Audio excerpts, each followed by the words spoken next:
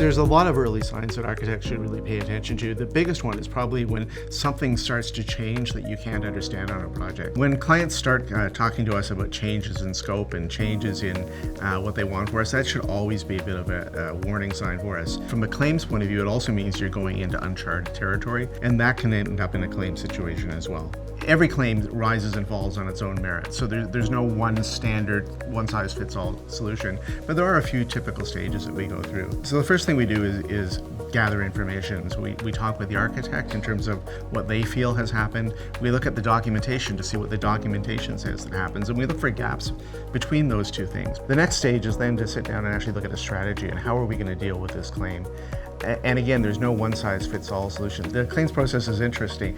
Things will not happen for ages and ages and ages, and then suddenly they move very quickly. I think the one thing that everybody feels when they get into a claim situation is that emotional trauma of being blamed for something and accused of not being a professional. And I think that's one of the hardest things for every architect to deal with. And it is, on one hand, that cold and simple. On the other hand, it's that personal and that emotional. And so we try to bring those two together so that the architect can actually get through it. A typical claim that goes into litigation and actually goes through a process of settlement is easily 5 to 7 years.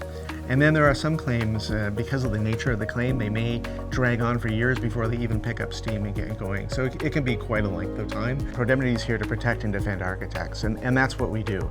So yes, we work towards a resolution of the claims process because that's part of it, but more importantly, we're here to support the architect through that process so that they can get on with their business, so that they stay informed, and so that they can sleep at night and not worry about what's happening.